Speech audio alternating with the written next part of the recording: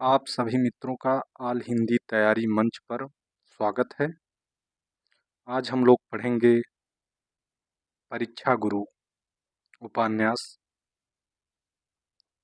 जो कि लाला श्रीनिवास दास द्वारा लिखा गया है।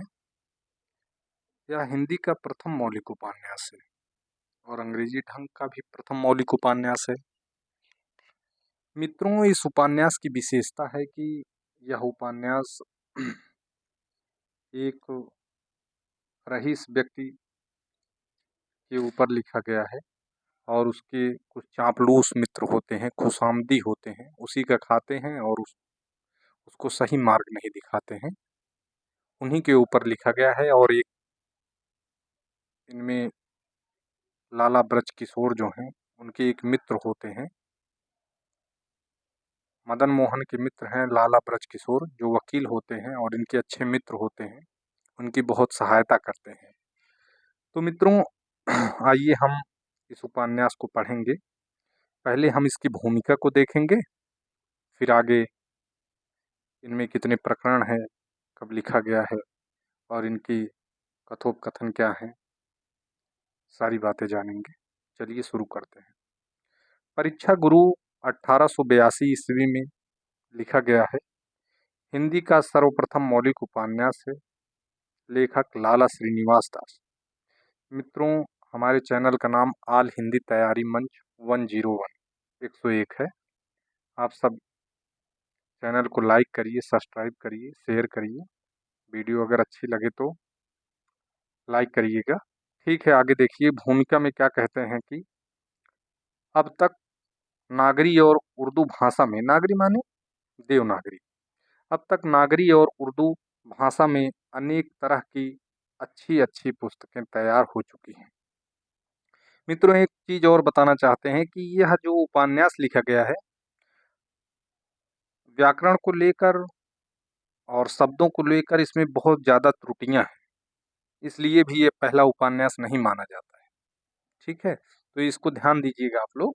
तो इसमें मैंने बहुत सारी इसकी भूमिका में जैसे लिखे गए थे, मैं की जगह मैं लिखा होता है, हर जगह बहुत सारे अंतर हैं, तो मैंने उसको सुधार के अब नोट्स में लिखा है, फिर आपको आपके सामने रख रहे हैं।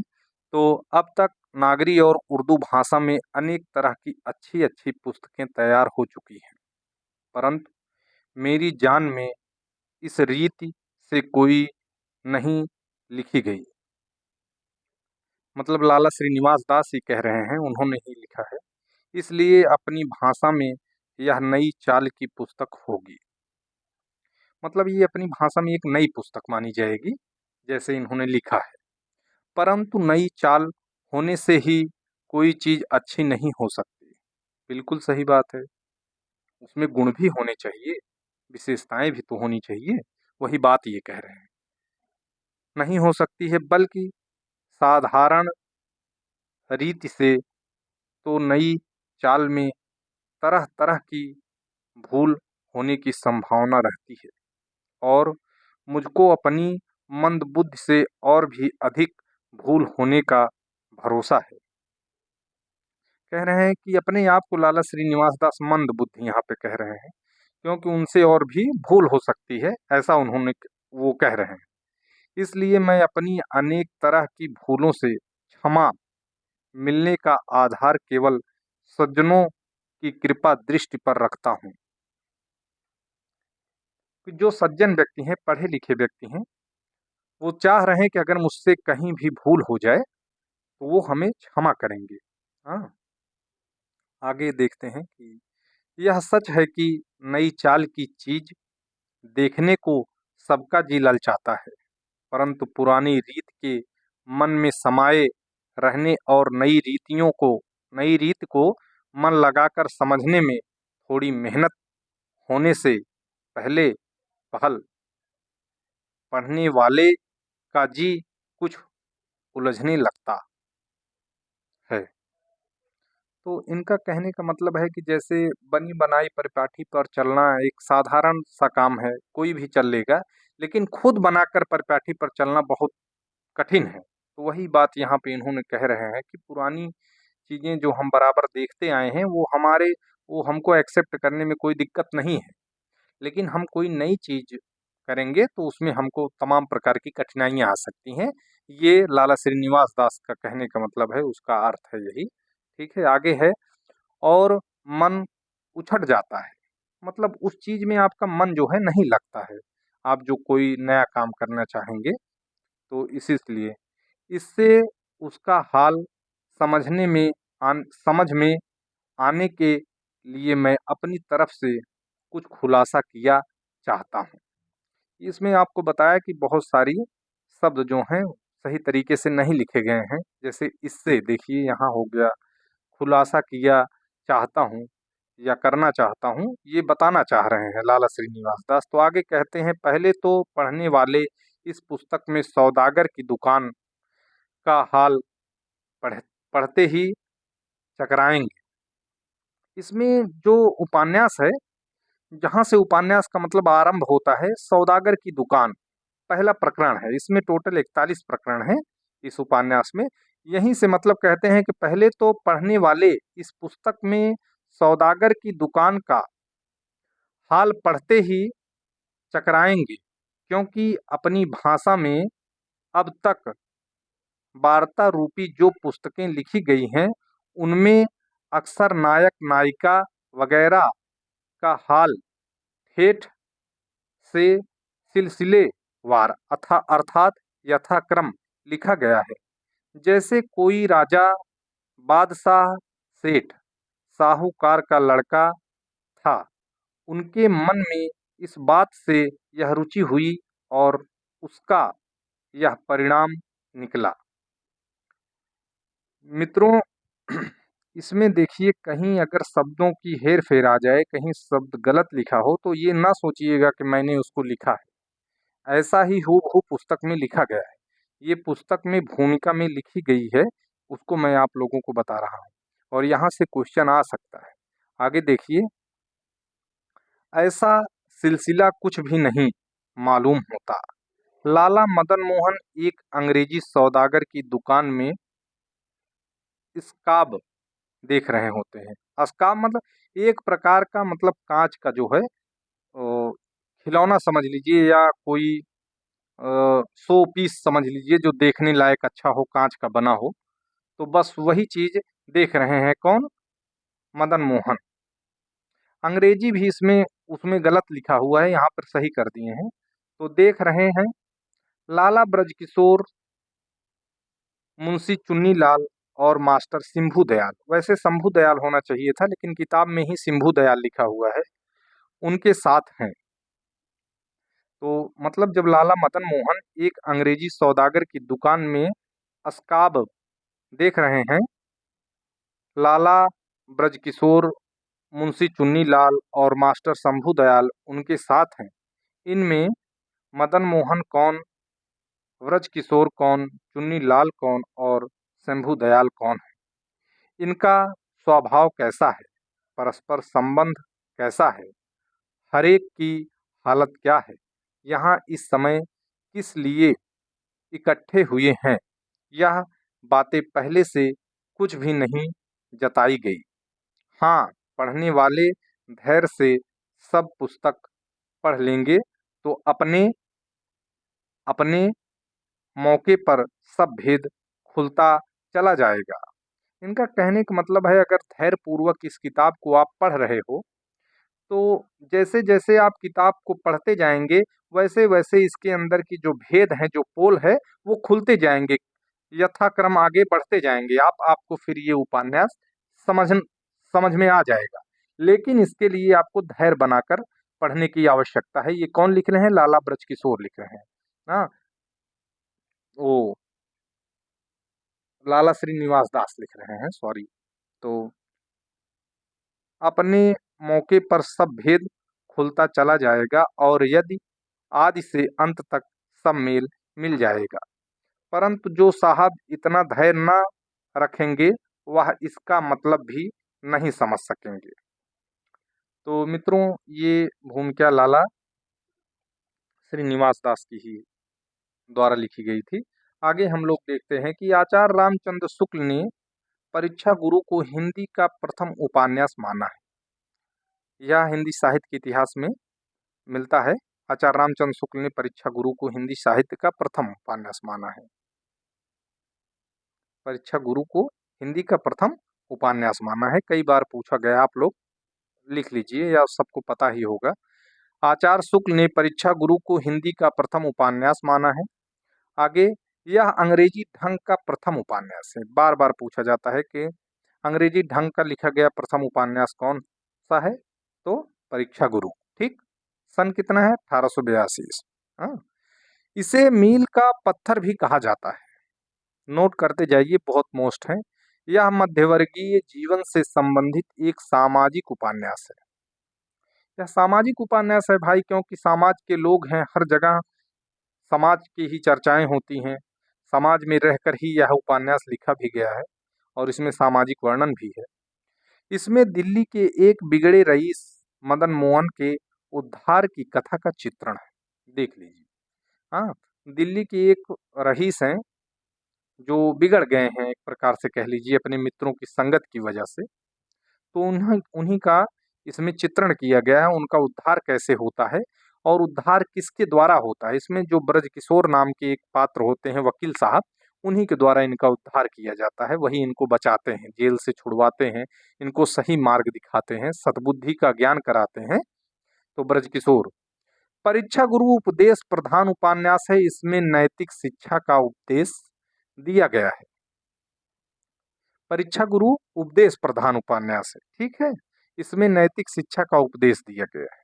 ठीक, इसमें कुल 41 प्रकरण हैं। पहले प्रकरण में सौदागर की दुकान है। पहले प्रकरण का नाम हो सकता है पूछा जाए, लास्ट में 3 आगे के और 3 पीछे के प्रकरण लिख दिए हैं हमने। तो पहले प्रकरण का नाम है सौदागर की दुकान। यूजीसी में ये पूछा गया है, तो इसीलिए ऐसा हमने किया है। और अंतिम प्रकरण में है कि सुख की परमावधि। अंतिम में व्यक्ति सुख ही चाहता है। तो पहला सौदागर की दुकान है और दूसरा सुख की परमावधि है।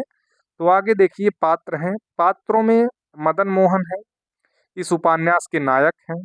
लाला ब्रजकिशोर हैं, वकील एवं सज्जन व्यक्ति हैं जो मदन मोहन के मित्र होते हैं। चुन्नीलाल, शंभुदयाल, वैद्यनाथ और पुरुषोत्तम, ये मदन मोहन के मित्र हैं जो स्वार्थी एवं खुशामदी हैं। हमेशा इनका गलत ही चाहते हैं, इनको चूसते हैं। हाँ, पीठ पीछे इनकी मजा लेते हैं, इनको अंत परंते फंसा देते हैं मुसीबत में और इनको जेल जाना पड़ता है। आगे देखिए मित्रों, लाला श्रीनिवास दास का कथन है कि यह मेरे लिए परीक्षा की घड़ी है। लाला श्रीनिवास दास स्वयं से कह रहे हैं कि यह मेरे लिए परीक्षा की घड़ी है, क्योंकि इस वक्त पाठकों की तिलस्मी यारी और दूसरी तरह की कहानियों में रुचि है। तिलस्मी यारी का मतलब जासूसी उपन्यास, भूत प्रेत वाले उपन्यास पढ़ने की रुचि है। हर कोई सपनों की दुनिया में जीना चाहता है। ये लाला श्रीनिवास दास कह रहे हैं कि हर कोई सपनों की दुनिया में जीना चाहता है। मैं ऐसे दौर में यथार्थ को लिखने की कोशिश कर रहा हूँ। जिस तरह दिन और रात शाश्वत है, ठीक उसी तरह लाला मदन मोहन एवं ब्रजकिशोर, चुन्नीलाल एवं शंभुदयाल शाश्वत। अर्थात जैसे रात और दिन सत्य है, उसी प्रकार इसमें जो पात्र दिए गए हैं, जैसे लाला मदन मोहन, ब्रजकिशोर, चुन्नीलाल और शंभुदयाल, वो भी सत्य है और ये घटना भी सत्य है। वो सत्य लिखने का प्रयास कर रहे हैं। जब लोग तिलस्मी और यारी उपन्यास पढ़ने में रुचि रख रहे हैं, उस समय ये सत्य को लिखने की प्रयास कर रहे हैं। ठीक है, इस उपन्यास को शब्दों की त्रुटि की बेहद आरोपित उपन्यास माना जाता है। शब्दों की त्रुटि के हिसाब से ये बहुत ही ज्यादा विवादित रहा है ये उपन्यास, मैंने आपको शुरू में ही बता दिया। इसलिए कई विद्वानों ने इसे हिंदी का प्रथम उपन्यास नहीं माना है। ठीक है, आगे आ जाइए। ब्रजभाषा प्रधान इस उपन्यास में पद्यमय पंक्तियां भी। यह एक ऐसा उपन्यास है जिसमें गद्य नहीं, पद्यमय पंक्तियां हैं। जिससे कविता होती है, पद्य होता है। गद्य क्या होता है? जैसे कहानी होते हैं, हाँ, उपन्यास होते हैं, ये गद्य होते हैं। तो इसमें पद्यमय पंक्तियां हैं, ये भी इसकी एक विशेषता है। ब्रजभाषा प्रधान इस उपन्यास में पद्यमय पंक्तियां हैं। ठीक है, जैसे पंक्तियों में लिखा गया है कि धनी दरिद्र सकल जन हैं, दरिद्री लिखा हुआ है, सेम टू सेम मैंने उसमें से लिखा है, तो गलत नहीं समझिएगा। का धनी दरिद्री सकल जन है जग के अधीन, चाहत धनी विशेष कछु तासों में अत दीन। ये इनके द्वारा लिखा गया इसमें पद है। आगे भी है इसमें, जैसे हरिवंश पुराण से, मनुस्मृति से, कबीरदास के वृंद से कई पंक्तियां हैं, तो देखिए आगे पढ़ते हैं। इच्छा फल के लाभ सो कबहू न पूरहि आस, जैसे पावक घृत मिले बहुविध करत प्रकाश। जैसे पावक, पावक माने क्या होता है? आग, और घृत माने क्या होता है? घी। दोनों को मिल जाने से आग में अगर घी में अगर आग लगा दी जाए तो क्या होता है? प्रकाश होता है। तो बस वही कह रहे हैं कि इच्छा फल के लाभ सो कबहू न पूरहि आस, जैसे पावक घृत मिले बहुविध करत प्रकाश। हरिवंश पुराण से लिया गया ये पंक्तियां हैं। आगे देखिए कि धर्म अर्थ शुभ कहत को काम, अर्थ कही आन। धर्म अर्थ शुभ कहत को काम, अर्थ कही आन। कहत धर्म को अर्थ को तीनों मिल शुभ जान। ये मनुस्मृति में लिखा गया है।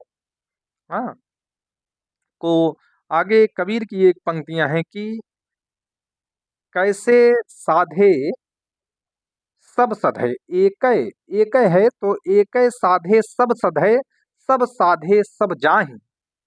कह रहे हैं कि इनका कहने का मतलब है कि एक साधने पर सब सध जाता है, और सब साधे सब जाहि, और सबको अगर साधने बैठोगे तो सब चला जाएगा। अर्थात इनका कहने का मतलब है कि एक ही पर निशाना बनाइए तो सब कुछ प्राप्त हो सकता है। और परीक्षार्थी मतलब स्टूडेंट लाइफ में मैं तो यही कहूँगा कि बहुत नौकरियों के पीछे नहीं भागना चाहिए। हमेशा जैसे कि कभी लेखपाल आ गई, अभी आज जैसे पुलिस की आ गई है तो पुलिस में भर दिए, लेखपाल में भर दिए, फिर कहीं दरोगा की आ गई, फिर कहीं ग्रुप डी की आ गई। तो ऐसा नहीं। अगर आप शिक्षक बनना चाहते हो तो फिर जैसे आप टीजीटी पीजीटी की तैयारी कर रहे हो तो टीजीटी पीजीटी ही करिए। अगर आपका मुख्य फोकस है कि नहीं मैं असिस्टेंट प्रोफेसर बनना चाहता हूँ, तो फिर आप असिस्टेंट प्रोफेसर के लिए ही पढ़िए। ऐसा नहीं कि आप प्राइमरी की भी तैयारी करिए और सोचिए फिर प्रोफेसर भी बन जाएं, फिर उसके बाद सोचिए कि नहीं प्राइमरी यार जल्दी कर लेते हैं, यूजीसी भी क्वालिफाई कर लें। तो ऐसा एक भी नहीं आपको मिलेगा। कबीरदास का यही पहले पंक्ति का अर्थ है कि एक साधे सब सधे और सब साधे सब जाए, जो गहि सींचे मूल को फूले फले अगाहि। तो ये कबीर की पंक्तियां थी। आगे देखिए कि एक और है, वृंद की पंक्तियां हैं। सज्जनता ना मिले किए, जगत करो किन कोय, ज्यों कर फार निहारिये लोचन बड़ो न होए। कितने अच्छे तरीके से कह रहे हैं कि किसी को लोचन माने नेत्र अगर फाड़ फाड़ कर देखोगे तो लोचन बड़े नहीं हो जाएंगे, आपके नेत्र जो हैं वो बड़े नहीं हो जाएंगे। तो बस ऐसे ही समझिए। बस इतना जानिए कि इसमें पद में बहुत सारी पंक्तियां हैं। हर प्रकरण का शुरुआत पद में पंक्तियों से होता है, ये भी आप लोग नोट कर लीजिए, ध्यान रखिएगा। और उपन्यास जान रहे हैं ब्रजभाषा में है। तो इसमें पद में पंक्तियां भी हैं। 1882 ईस्वी में लिखा गया है। हाँ, आगे देखिए कि अनुभव द्वारा उपदेश की सांसारिक व्याख्या की गई है। इसमें एक बहुत अच्छा सा कथन है, और यह कथन जो है लॉर्ड चेस्टरफील्ड के द्वारा कहा गया है। जब उपन्यास की शुरुआत होती है और पहला इसमें प्रकरण जो होता है सौदागर की दुकान होती है, तो पहले प्रकरण में पहला पहली लाइन जो आती है वो यहीं से शुरू होती है कि चतुर मनुष्य को जितने खर्च में अच्छी प्रतिष्ठा अथवा धन मिल सकता है, मूर्ख को उससे अधिक खर्चने पर भी कुछ नहीं मिलता है। लॉर्ड चेस्टरफील्ड का ये कथन है, आप लोग नोट कर लीजिए। अगर ये इनका नाम कहीं नहीं दिया है और नीचे लाला श्रीनिवास दास का नाम दिया है तो आप लोग लाला श्रीनिवास दास पर लगा दीजिएगा, ठीक है। वैसे लॉर्ड चेस्टरफील्ड द्वारा ये कहा गया है। वैसे भी ये अंग्रेजी से हिंदी में अनुवादित उपन्यास है, तो एकदम सीधी सी बात है कि ये लॉर्ड चेस्टरफील्ड के द्वारा ही कहा गया कथन है, ठीक है। चतुर मनुष्य को जितने खर्च में अच्छी प्रतिष्ठा अथवा धन मिल सकता है, मूर्ख को उससे अधिक खर्चने पर भी कुछ नहीं मिलता है। अर्थात पहले ही आप देख चुके हैं कि ये उपदेश प्रधान उपन्यास है, इसमें उपदेश ही दिया गया है। ठीक है, आगे आइए हम लोग देखते हैं। जो बात 100 बार समझाने पर भी समझ में नहीं आती, वह एक बार की परीक्षा से मन में बैठ जाती है। देखिए, पूरी जगह पर उपदेश दिया गया है, पूरी जगह पर समझाने की कोशिश की गई है, बातों के माध्यम से समझाने की कोशिश की गई है कि कह रहे हैं कि जो बात 100 बार समझाने पर भी समझ में नहीं आती, वह एक बार की परीक्षा से मन में बैठ जाती है। एक उदाहरण लीजिए अपनी तरफ से, जैसे आप कोई चीज़ 100 बार पढ़ रहे हैं, भूल भूल जाता है ना। कभी आप कोई टेस्ट देने चले जाइए, देखिए टेस्ट का बहुत फ़ायदा मिलता है। जैसे परीक्षार्थी स्वयं समूह है, वो गुरुकुल का है, या अशोक स्वामी सर पढ़ाते हैं, या यशल वर्मा सर टेस्ट कराते हैं। तो जहाँ भी देखिए, यहाँ पर परवेज अंसारी सर हैं, अरुण मिश्रा सर हैं, ये सारे लोग टेस्ट करवाते हैं, हाँ, साप्ताहिक टेस्ट। तो आप कहीं भी अगर देंगे टेस्ट, तो उसका आपको बेनिफिट मिलेगा।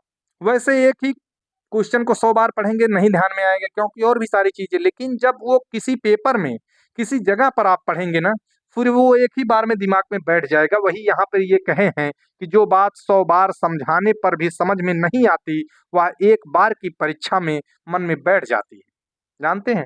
आगे आइए, परीक्षा गुरु उपन्यास के कुछ प्रकरणों के नाम हैं। जैसे सौदागर की दुकान पहला प्रकरण है, दूसरा है अकाल में अधिक मास है, तीसरा है संगीत का फल, और फिर 39वां है प्रेम भय, 40 है सुधारने की रीति, और 41 है सुख की परमावधि लास्ट। तो मित्रों, यह उपन्यास यहीं पे खत्म होता है। बहुत मोटा उपन्यास नहीं है, आप लोग पढ़ सकते हैं, बहुत अच्छा उपन्यास है उपदेश की दृष्टि से। अगर वीडियो अच्छी लगी हो तो लाइक करिएगा, शेयर करिएगा। आज के लिए बस इतना ही, धन्यवाद।